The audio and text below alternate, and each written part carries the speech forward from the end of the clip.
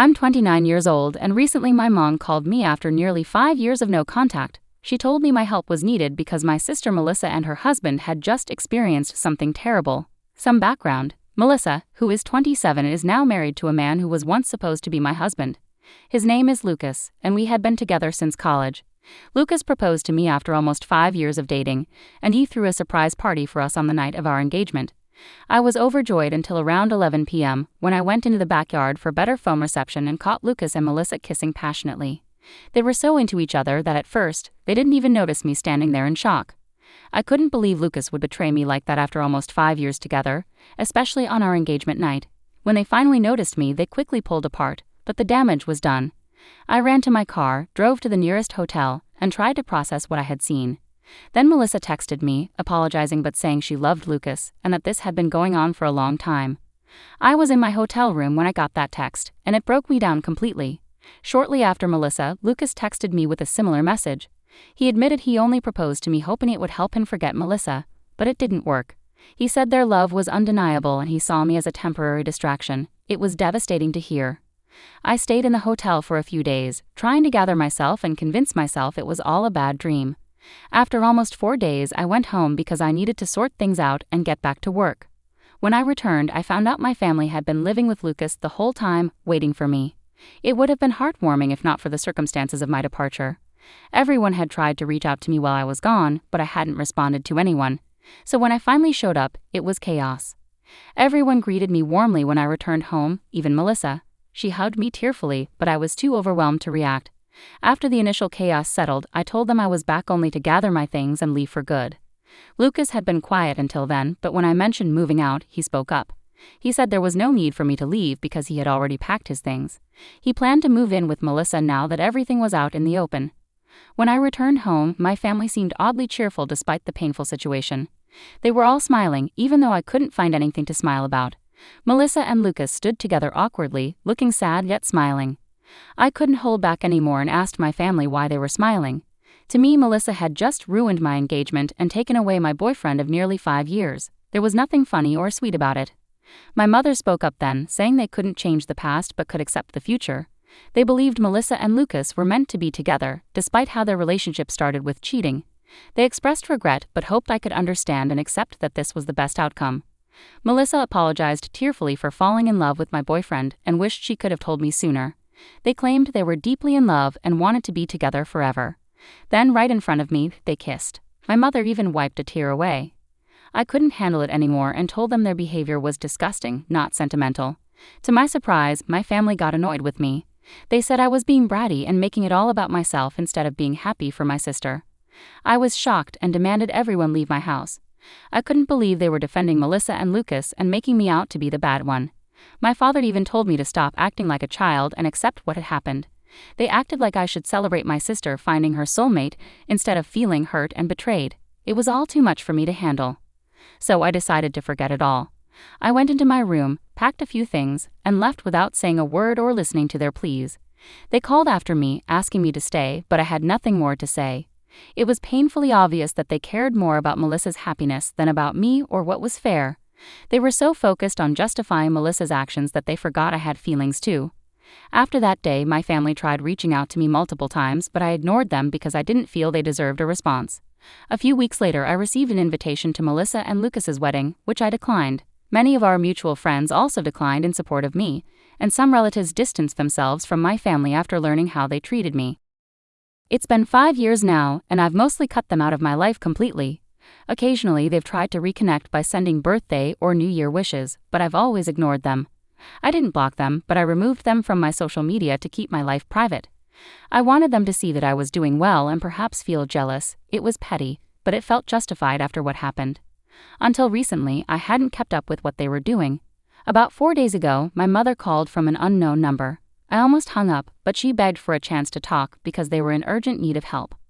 I agreed to talk to her briefly because she sounded genuinely distressed, and I couldn't ignore her in that moment. She explained that Melissa and Lucas had started their own business a few years ago, but it was failing miserably. Their investors were pulling out because the business wasn't making any profit. They tried borrowing more money, but that only worsened their financial situation. Now they were drowning in debt and being chased by loan sharks. Everyone from their employees to their investors and lenders was pressuring them. My mother knew I lived a comfortable life and was desperate, so she turned to me as a last hope. She begged me to loan Melissa and Lucas around $75,000 to help them clear their debts. So my mother was asking for help on behalf of Melissa and Lucas. I questioned why Melissa herself didn't reach out and why my mother was acting as a messenger. She explained that Melissa and Lucas didn't want her to involve me directly, likely because of what happened 5 years ago. Melissa wasn't ready to accept help from me, but my mother didn't know anyone else who could provide such a large sum quickly. Months had passed and Melissa and Lucas were struggling to make ends meet. My parents and even Lucas's family were doing all they could to support them, but it wasn't enough. Everyone had to think about their own financial security, especially since most in our family were retired, including Lucas's parents. With no other options, my mother called me for help. I could afford to help them, but I didn't want to. Melissa was right not to ask me directly for help. After what they did, they lost any right to make demands from me. I told my mother I couldn't and wouldn't help Melissa and Lucas. She was upset and said I was being cruel, urging me to think about our family. I pointed out that Melissa and Lucas hadn't thought about me during their affair, and our family hadn't considered me when supporting them. I had worked hard for my current position and wasn't going to give $75,000 to people who didn't deserve it. My mother started crying, accusing me of being selfish. She warned that Melissa and Lucas would face serious trouble without my help. I replied that I couldn't change my mind and ended the call. Since then, my mom has been texting me nonstop, begging me to change my mind and help my sister. She says I shouldn't seek revenge and that Melissa's situation is dire. If I don't help now, I might regret it later. It's really overwhelming, and I don't know how to respond without feeling like the bad guy. Am I wrong for not wanting to financially support my sister after she stole my fiancé 5 years ago? Update. So I finally decided to block my family.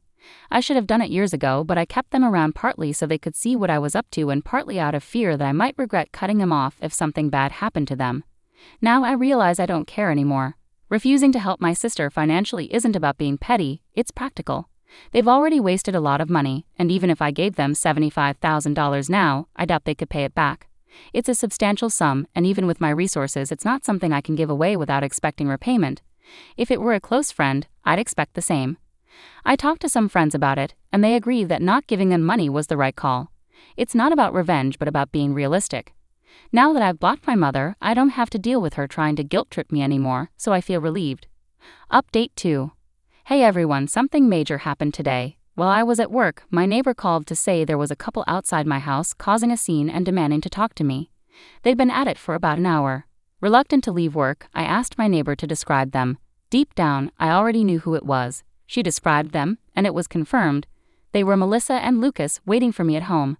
My neighbor insisted I come home to handle the situation as she didn't trust that Melissa and Lucas were up to any good. Given their history, I agreed. I thanked her and drove home immediately, not wanting to risk them getting inside my house.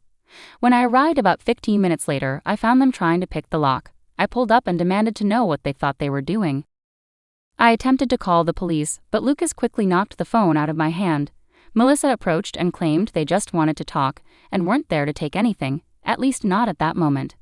I told them to speak quickly and made it clear they wouldn't be coming inside. They agreed to talk in the yard, which was a relief since inviting them in didn't seem safe given their apparent hostility. I told them to make it quick and that they shouldn't expect me to invite them inside. They agreed to talk in the yard, which was a relief given their hostility. Melissa began by saying my mother had informed her about our phone call and how I had ignored their texts and blocked them all. She accused me of being unfair, saying it had been 5 years and I should be over it by now. She claimed I was acting out for attention and said she felt insulted by my refusal to help them. That's why she was there to talk. Melissa explained that she had managed to get the money for now by selling their house and jewelry, but there was a strong chance she might need more in the future. She wanted to ensure she could rely on me for help if needed. I told her that no, she couldn't count on me for anything because I hated her and her husband with a passion. I was so angry that I said it was taking a lot of restraint not to hit her, so they should leave. Lucas then demanded I sign a document promising to give them money in the future. I told them they were insane if they thought they could manipulate me into signing anything under pressure. I demanded they get out, but Melissa pushed me and said I owed them because they were family. I was shocked and nearly slapped her but controlled myself, knowing violence would only make things worse. Instead, I grabbed my phone from the ground, got into my car, and drove off quickly. Since I had left the engine running, it didn't take long to get a head start. They didn't chase me on foot but stayed at my house, which was unfortunate. As soon as I was a safe distance away, I called the police and explained the situation. I then drove back home, arriving just before the police did. Within 20 minutes, I told them everything, and they arrested Melissa and Lucas. I knew the charges weren't severe, so they'd probably get off easily, but at least they were taken away, and I didn't have to deal with them anymore. It's been a few hours and I haven't heard from anyone in my family. I expected at least one of them to try contacting me from a different number, but they haven't. Maybe they've given up on trying to get under my skin, or they're waiting for things to calm down before reaching out again. Either way, it's been strangely quiet. Update 3. Hi everyone. So the last update was about a week ago. I had started to believe that my family would leave me alone after I called the cops on Melissa and Lucas, but I was wrong. This time it was my parents who showed up at my house, asking to speak to me. This happened yesterday and they seemed a lot less arrogant than Melissa and Lucas, so I let them in. As soon as my mother entered the house, she started crying and apologized for taking Melissa's side over mine. My father explained that after they learned about Melissa and Lucas getting arrested and physically pushing me, they couldn't look at them the same way and decided to cut them off. My mother continued to cry while my father admitted they were wrong for siding with Melissa in the past when I was the real victim. I told them that while I appreciated their apology and them finally coming to their senses, it was too little, too late. I was now used to living my life on my own terms and didn't want to go back to putting my family before myself. So even though I appreciated their visit and apology, I couldn't promise to work on our relationship. I felt there was no point in trying to salvage something that was already ruined, even if it was with my parents. They tried to convince me that we could fix things if we wanted to, but that was the problem. I didn't want to anymore. I just wanted to be by myself. I told them I respected their efforts, but I was done. They seemed a bit disappointed, but eventually they left and asked if I could at least unblock them so we could keep in touch. I have unblocked my parents, which feels weird, but that's it.